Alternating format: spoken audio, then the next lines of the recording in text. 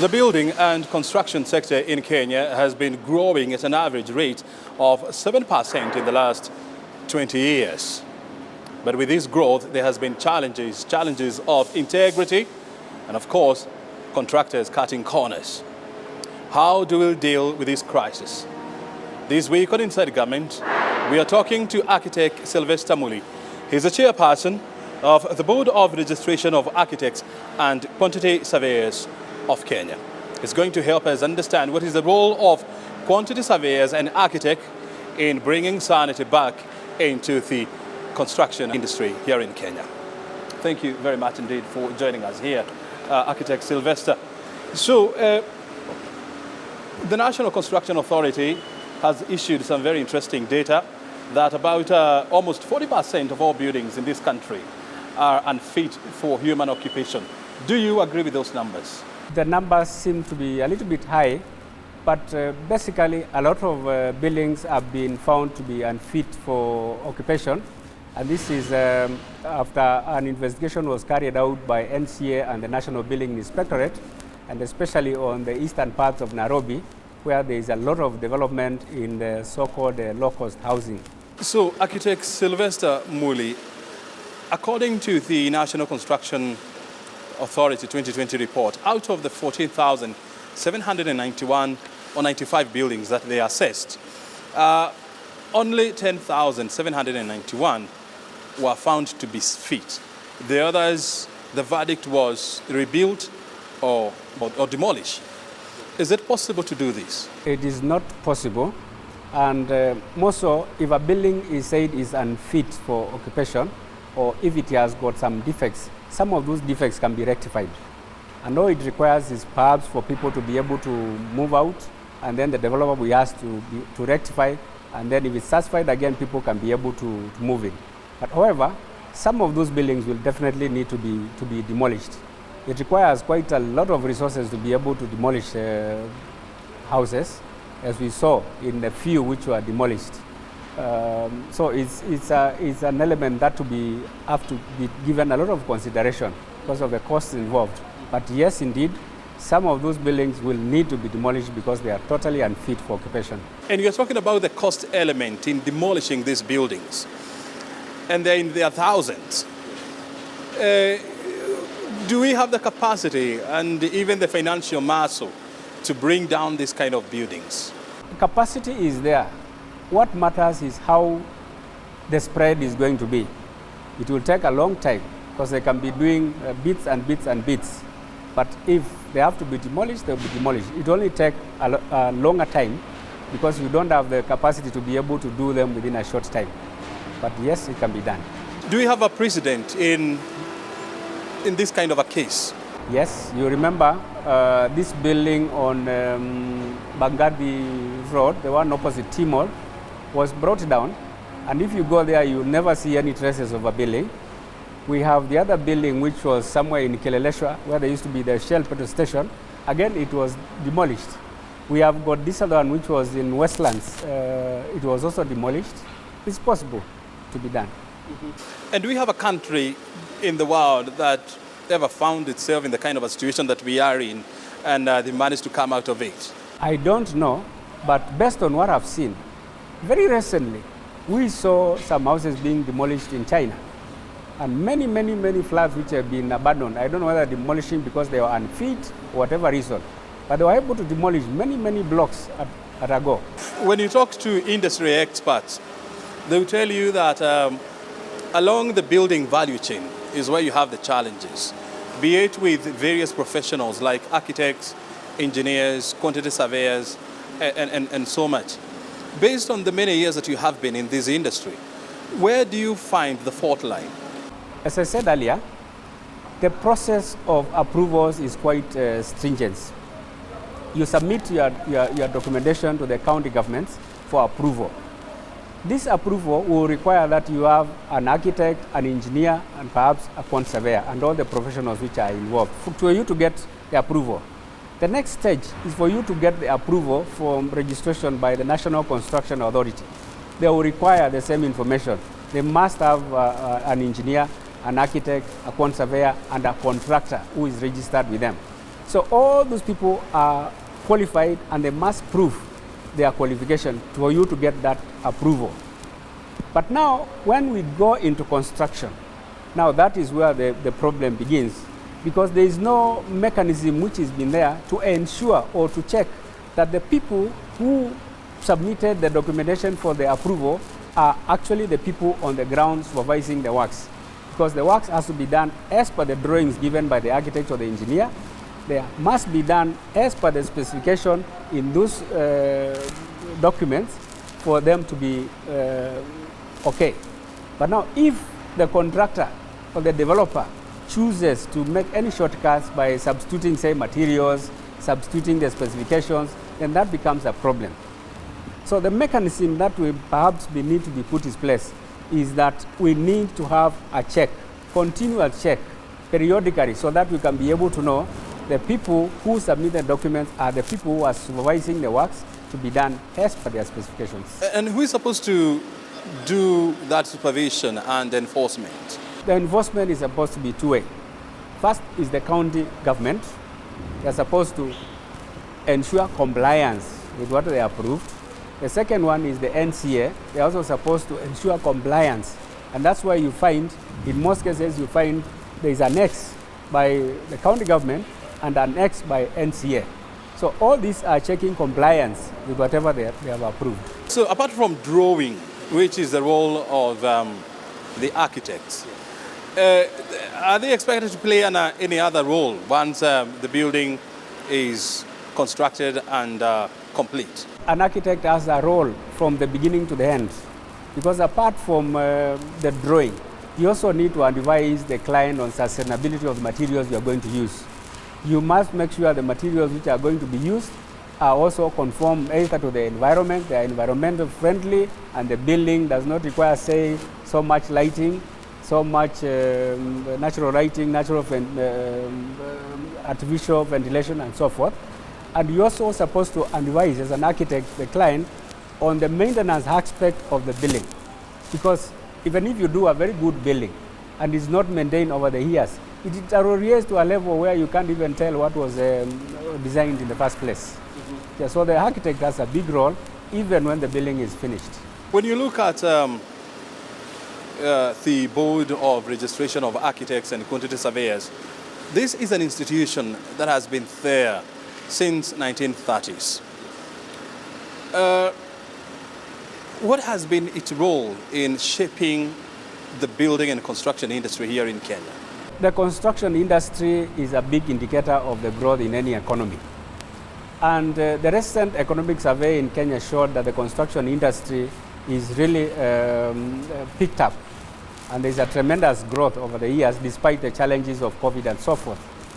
For any construction, there must be the involvement of the architect and the quantity surveyor, and of course the engineer. Now, the board is mandated to register those architects and quantity surveyors and regulate their practice in the industry. The boards make sure that for you to be registered as an architect, you must have the requisite qualifications from the teaching institutions for you to be qualified as registration of an architect. So the boards make sure any architect who is allowed to practice is skilled and has got the knowledge and capacity to be able to supervise, design any work, and so forth also for the quantity surveyor.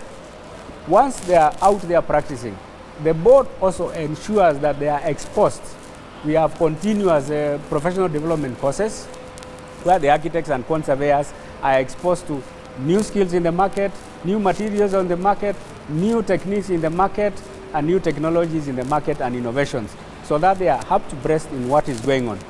So the board makes sure that all the architects are fully equipped to be able to supervise and design all the works to the required standard. And that is good for the economy. So how do you deal with quacks in the industry? For you to be called an architect, you must be qualified and registered by the Board of Architects and Quantity Surveyors. But what we call quacks are people out there who are not registered, and they are purporting to do the work of architects and quantity surveyors or even engineers out there. And these are the people who are giving the profession a bad name.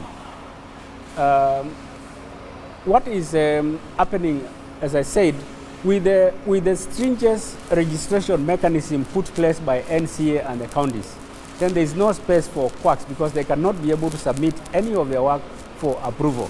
How do I tell that this person is a qualified and a registered architect and this one is not?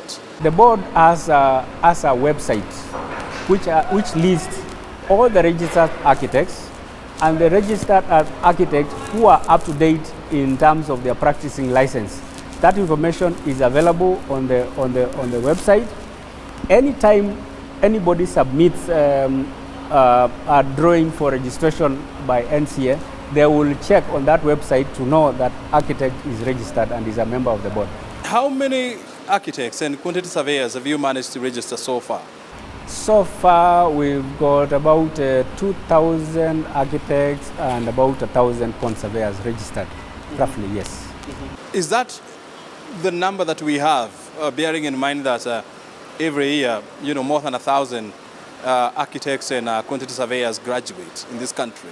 Until recently, the number of architects and quantity surveyors graduating from the universities was pretty low. I remember in our time, the people who graduated were only about 30, and the QS is about the same figure. But we've seen over the years the numbers are increasing. So there is a bit increase in the numbers of the last couple of years. But the previous years, the increment was very small. Because now we are talking about 300 people sitting for the exams for registration, which is a good number. So how do you ensure that you bring on board unregistered architects and quantity surveyors into your portal? Once you renew your subscription every year, which you are supposed to do as a professional, then the portal is updated immediately. So that even if you go 5 minutes later to check, you'll find if somebody's status has changed, it's indicated. Anybody who is not registered up to date will not show. Also, if you do not attend continuous professional development courses, again, you do not get points to enable you renew your subscription. So the people who are up to date are people who are also up to date with the current information as far as the architect and quantity surveyor's practice is concerned. The question I'm asking is, you have thousands of graduate architects and quantity surveyors who are yet to be registered with Borax. So how do you encourage them to become your members and to be mainstreamed? Okay. For the registration purposes, after you finish college, you are supposed to do an internship for 2 years. And every year, we conduct professional exams. And it's advertised in the papers for those who have done internship and they can be able to prove they have worked under an architect. Then they apply to sit for the exams. There is a vetting process where it is established that you've met the minimum requirements, and then you can be able to sit the exam. This year, we were about 350 candidates who have set the exam. When you talk to the United Nations Environmental Program, they'll tell you that the building and construction industry accounts for about 35% of energy use in the world and 38% of green gas emission. And there has been major drives to try and bring this down. As a profession in Kenya, what are you doing to ensure that you bring down these two elements? It is called green architecture, where we are encompassing elements to do with to control the carbon emission. That is use of natural lighting, natural ventilation in our buildings so that we don't have a lot of emissions. The board and indeed all architects have also been concerned. We've got a lot of buildings now being done taking account of green architecture.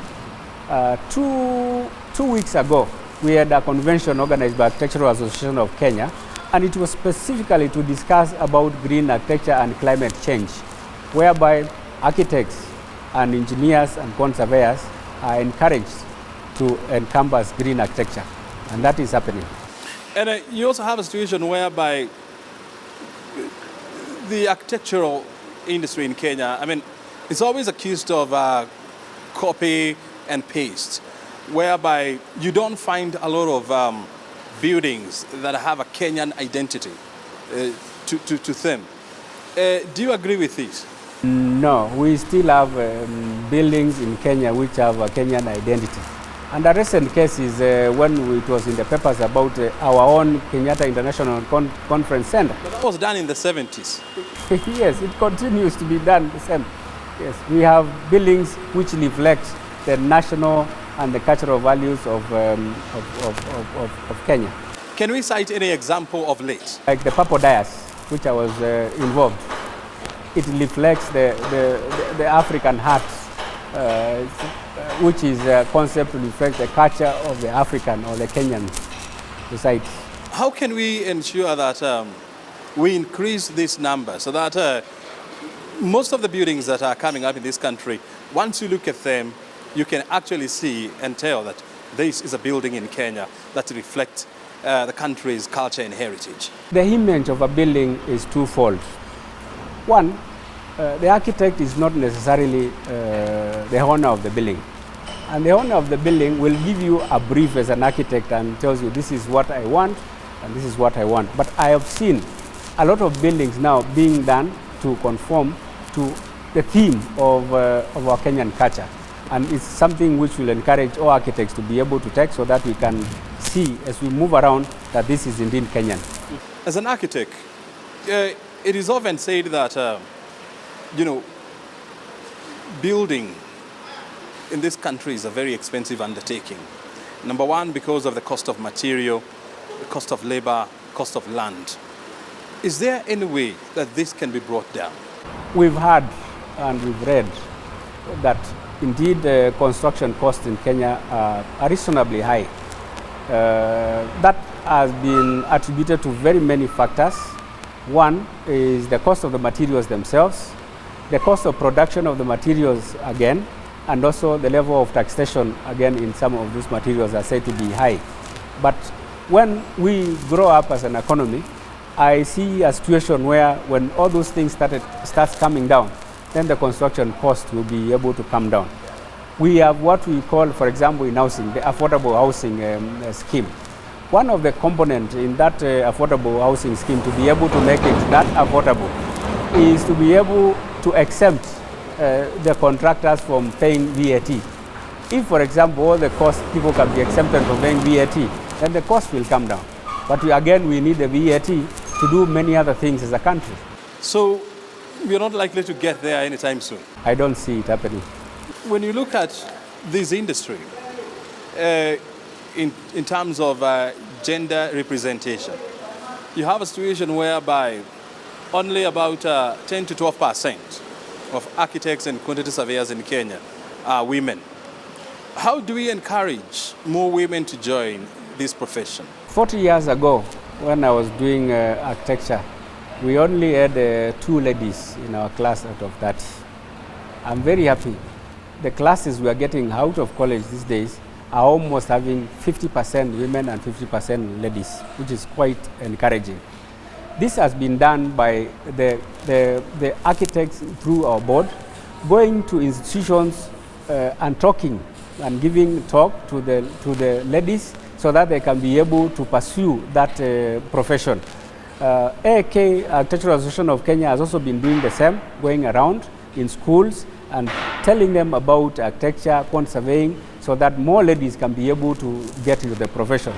And we've seen that happen. Even in construction, we have now very many lady contractors. So it is not what used to be that is seen as a man profession. Now is for everybody. When you look at the architectural industry in Kenya, and having been there, you're talking about more than 40 years in practice. Do you think it is evolving with modern times? It's a dynamic industry. There are very many new things happening, very many technologies coming up. Before, it was very difficult to be able to get some things, some buildings done within a short time. But now we've got industrial-based building systems where you can be able to do buildings within a very short time, something which never used to happen. So there are very many new things, and that's why I said when we take our architects and quantity surveyors for these continuous professional development courses, that is where we learn the new things, new tricks, and new ways of doing things, and we are learning. Architectural industry, I mean, requires a significant amount of training and schoolwork. But how then do we bring down the cost of hiring professionals like architects and quantity surveyors? Well, the training of architects takes longer than most of the other courses. It takes, now it's 7 years. And this requires a lot of resources to be able to train, say, an architect. And obviously, when they leave college, then to employ an architect, you'll have to pay him slightly higher than you would pay for perhaps the other graduates. So what you pay for the service of an architect is commensurate with the amount of years and input they've had in college. So, in your own opinion, you don't see anything that can be done to try and bring the cost of hiring these professionals down? It is, the cost of hiring professionals is guided by law. It's under Cap 525. Unless that is ever repealed to bring it down, it will not happen. But what is seen as being expensive is relative, because you also need to understand what is it you are getting from what you are paying. There is the conception that what you get from an architect or an engineer is just a copy of the drawings is going to give you. But there are a lot of other services that the architect will be able to give you, including advice, guiding you on many other things that you may not be able to put on paper. That makes now the fees expensive. Not expensive, being what it is. But as a client, you need to understand the services you are going to get for what you are going to pay. Yes, and I think they are commensurate. As we wind up our engagement this afternoon, where do you see this industry in the next 10 years? In the next 10 years, the industry will have grown by leaps and bounds. There's a lot of development. Cities are growing. Highways are coming up all over. County government have taken over and they are doing tremendous development within the counties. So in the next 10 years, even small towns will become cities, and the involvement of architects and quant surveyors will be quite required. So 10 years, there will be a lot of change. Just like you came to Nairobi 5 years ago, and then you have come there again today. It's totally different. In fact, some people will actually get lost. Very good. Anything else? The construction industry, as we started saying, is an industry that requires a lot of control. And that requires people who have got the required knowledge to be able to do what is required to be done. The issue of enforcement, so that people know whatever needs to be done is done correctly, is very important. And from the way we are going, I can see that coming up very soon, so that we go back to where we started a long time, where if you are a developer and you do a building, you cannot move from that stage until you get an approval by the county. If that comes back, so that we say, if this building like this one, you cannot do another floor slab until NCA comes and tells you this is okay. The county government tells you it's okay. Then we'll be back to sanity and we can get a good industry. Architect, Santi Sana for joining us. Welcome. Very good. You have been watching Inside Government, and we have been talking to architect Sylvester Muli. He's the chairperson of the Board of Registration of Architects and Quantity Surveyors, and our conversation has been around how to bring sanity back into the construction industry and what is the role of quantity surveyors as well as architects. My name is O'Brien Kimani. Thank you for your time. We'll see you again on Friday, same time, right here on KBC Channel.